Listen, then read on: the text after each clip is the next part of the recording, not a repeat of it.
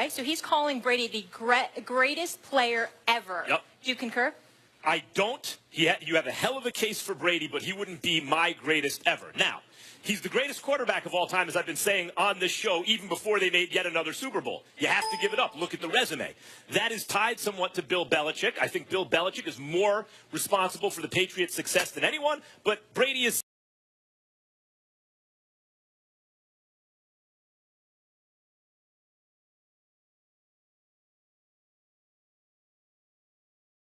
second most responsible, and the bottom line is you can't separate them because they were together. I thought Deion shut that down yesterday. No, Deion shuts a lot of guys down, but not that. The fact is they did work together. We're the result quarterback of all time. You're also the greatest. So they have a hell of an argument there. Here's the thing. If you try to isolate the greatness of a player apart from the influence of the team, the coaches, the offensive line in the case of a quarterback, receivers, what have you, then you're talking about individual players who were most independently great, meaning wherever you would have put them, they'd have balled the same way. I think there are two players on my list ahead of Brady. The greatest player I've ever seen is Lawrence Taylor. Okay. Now, interestingly, his linebackers coach for the first 4 or 5 years of his career was Bill Belichick. His defensive coordinator for the next 4 or 5 years of his career was Bill Belichick. So if you say, hey, it's not fair, you say Belichick discounts Brady, what about Lawrence Taylor? I think then the other pick is Jim Brown. Jim Brown was dominating the league at a time, I don't know if any other position player ever dominated the league independent of anything else around him the way Jim Brown did in his era. So I put those two guys ahead of him, but you have a hell of a case for Brady. I appreciate your Ivy League education and the way you pontificate on so many things. Having said that, I am not giving that kind of, as much as I love and idolize Jim Brown, I am not giving that kind of love to an individual who performed before I was born, and I'm older than you. Boy, that's damn right, it's ageism. Call it whatever you want. I ain't doing it. And my point is, if I'm not doing it, you damn sure better not do it because you're younger than me. That's the bottom line. You never saw Jim Brown. All you're going by is what you've read and what you've heard people say and a little bit of clip, which were, by the way, in black and white. Let's stop it. I love Jim Brown. God bless him. I appreciate the reverence he deserves, but damn it, he was doing it before I was born. I don't recall. What are you going to say to the Michael Jordan? Listen. What are you going to say to the people who didn't see Michael Jordan? Good one, Mac. Well, technology has elevated. And as a result, color, television, DVD, all of that. There's plenty of footage to go back and watch Michael Jordan. I'm not sure that's the case with Jim Brown. Now let me get back to my point. I agree with you about Lawrence Taylor because of the impact and the fear that he instilled. But there's another point. I'm a Montana guy, even though I give Brady love, and he's absolutely phenomenal. I'm a Montana guy, and here's why I'm a Montana over Brady guy. Yes, Montana had Walsh, but Brady had Belichick. He had Belichick much longer. The thing that resonates with me, that bothers me, that never gets mentioned about Brady, he lost to the Giants once. He lost to the Giants twice.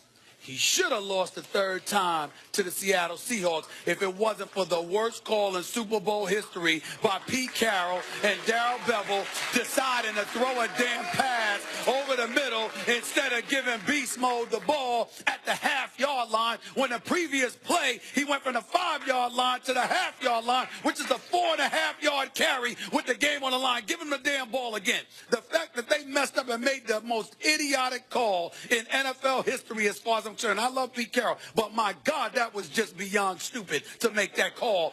In the end, that is my problem. I look at Tom Brady, and at the end of the day, I legitimately look at 2 Super Bowl losses and what should have been 3 Super Bowl losses, which means that it would be right now 13 years since Tom Brady had won a Super Bowl. And that's what it is. You're making a classic mistake. This is why, although at this point, Brady, the reason Brady's the greatest of all time at the position is because he has the Joe Montana intangibles argument that Montana had against Marino because Montana won all the Super Bowls.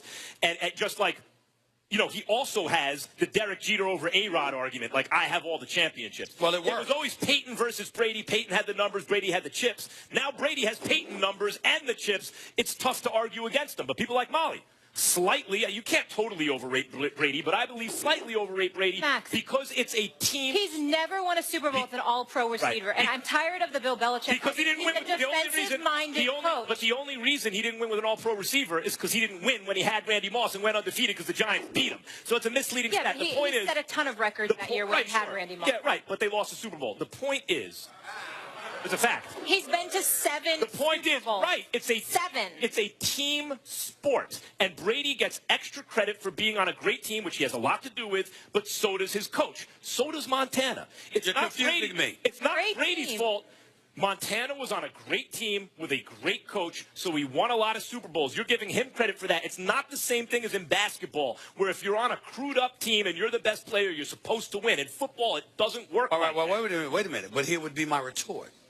Montana had Rice. He had an all-world receiver. He won with them.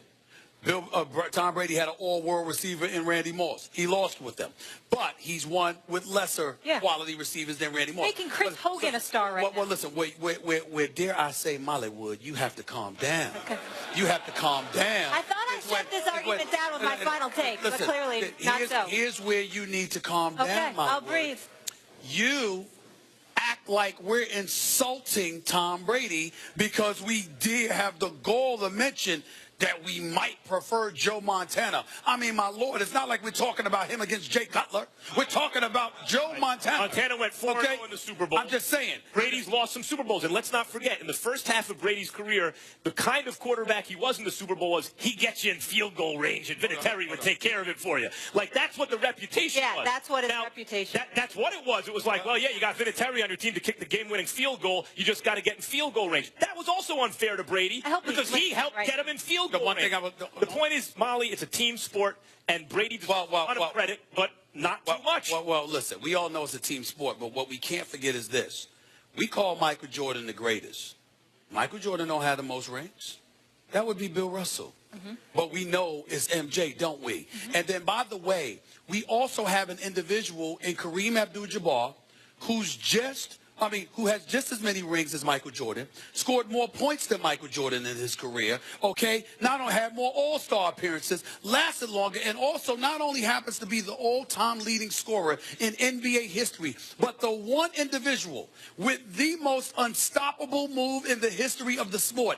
And we don't call him the greatest. So when y'all bring up Brady, and we talk about how many Super Bowl appearances, and we talk about all of this other stuff, y'all are acting like, oh, the appearances and his greatness, that does it all. And I'm saying, wait a minute, Montana, there's something to be said for being unblemished in multiple championship games. So Montana is undefeated. I don't want to have two arguments at once. The problem is I'm arguing with you about Brady and you about Montana. I want to stay to the Brady. Yeah, especially when you lose Montana. I'm somehow beating them both easily. That's what the problem is. But go ahead. The point is that you're saying he's unblemished, when the blemishes aren't exactly Brady's fault. It's not like he played poorly against great Giants. Oh, no, wait a minute. In those games. You were 18-0. You went undefeated during the regular season. You won the 2 playoff games to get to the Super Bowl. When you got to the Super Bowl, keep in mind, they had arguably the most prolific offense in NFL history at the time. Brady threw 50 touchdowns. Randy Moss scored about 23 or 24 touchdowns.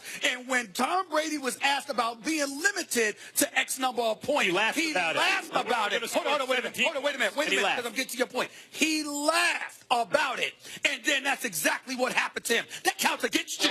When you laugh about, you're going to hold us to 17 points, okay, and they got shut down. Actually, had he scored 17 points, they'd have been in overtime. There you go. Even scored 17 points. But if you watch the game, you got to hold that against him. He played well. You are achieving team success. You're putting it all on the quarterback. You're damn right. I have a question. 14 points? I have a question. So you would rather have Joe Montana, you would rather have somebody be 4-0 than go to 7 Super Bowls? Yes. Okay, you'd rather have a perfect record than 7 Perfection in multiple appearances matters to me. I understand that Tom Brady has been to 7 Super Bowls. I appreciate that as a Patriots fan. But when I'm measuring greatness, I'm thinking in the biggest moment, the biggest stage, you are undefeated. That resonates with me, which is why we held it against LeBron, because LeBron had lost titles. Let's say that you give it to Montana that he was more clutch in the Super Bowl. I think I agree with that, actually. Montana was more clutch than Brady in the Super Bowl. So does clutchness in the Super Bowl the only thing that matters? Because it's not as though Brady hasn't been clutch. Well, first of all, don't get slick.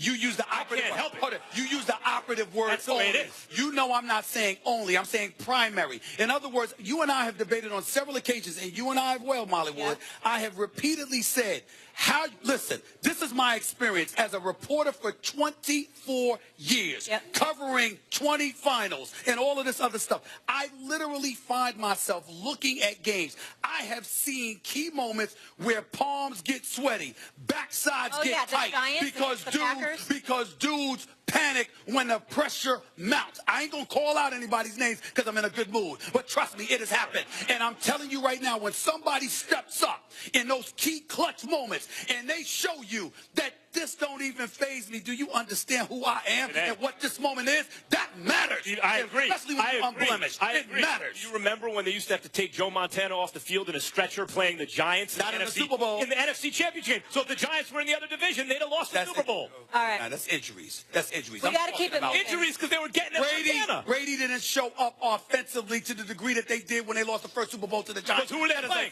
They were both playing the Giants. Just one played in the same conference. That's the only difference. Okay. They both lost to the Giants. Let's leave it there, guys. We want to get into the NBA. So will Brady get his 5th ring? We want you guys to weigh in. Go on our First Take Twitter page and vote #FTSuperPick. We want to hear from you, and we will track those and share them a little later. And a big show planned for you all. 2 Hall of Famers in the house. Barry Sanders, Marshall